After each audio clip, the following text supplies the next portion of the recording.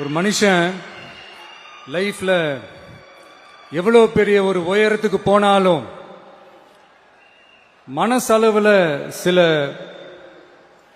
வலிகள் காயங்கள் அதை மறக்க முடியாது இல்லையா? எல்லார் லைஃப்லயும் அப்படிதான், நமக்கும் அப்படிதான். நிறைய வலிகள் காயங்கள் எல்லாத்தையும் தாண்டி தான் வந்திருக்கிறோம். ஆனா எல்லாத்தையும் விட ரொம்ப ஜாஸ்தியான அந்த வலியும் அந்த காயமும் எனக்கு அந்த கரூர் சம்பவம் தான்.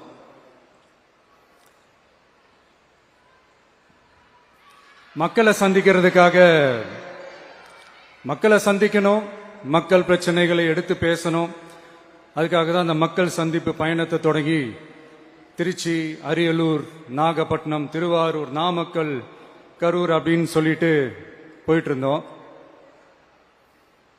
அரியலூர்ல அந்த மீட்டிங் முடிச்சுட்டு பெரம்பலூர் போறதுக்கு முன்னாடி அந்த பெரம்பலூர் போலீஸ் எங்களை அலர்ட் பண்ணாங்க.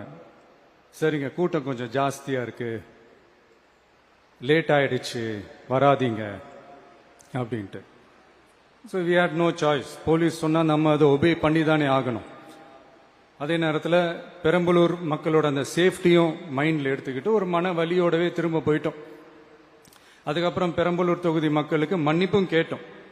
அதே மாதிரி நாமக்கல் அந்த மீட்டிங் முடிச்சுட்டு கரூர் வரும்போது அந்த கரூர் போலீஸ் எங்களை அலர்ட் பண்ணிருக்கலாம்ல.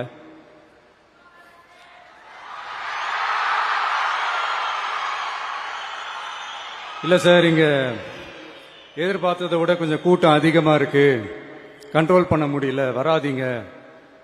அண்ட் போலீஸ் நினைச்சா அவங்க அந்த மீட்டிங்கே கேன்சல் பண்ணலாம். ஏதோ தப்பா இருக்கு, ஏதோ தப்பா தோணுது அப்படின்னு நினைச்சிட்டாலே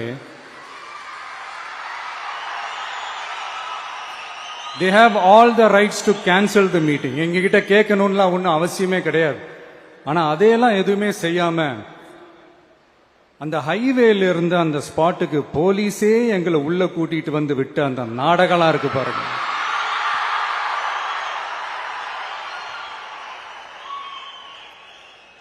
நம்பிட்டேங்க, முழுசா நம்பிட்டேன். அன்னைக்கு இருந்த அந்த கரூர் போலீஸ் பேசும்போது தேங்க்ஸ்லாம் சொன்னேன் அவங்களுக்கு. எனக்கு தெரியாது இப்படி ஒரு நாடகம் நடக்கும். இதுக்கெல்லாம் யார் காரணம்? இதெல்லாம் யார் சொல்லி செஞ்சது? இப்படி பண்ணுங்க, அப்படி பண்ணுங்க, சப்போஸ் அப்படி நடந்தா இப்படி பண்ணுங்க, சப்போஸ் இப்படி நடந்தா இந்த மாதிரி இன்ஸ்ட்ரக்ஷன்ஸ் எல்லாம் கொடுத்து அந்த பிரஷர் போடுறது யாரு?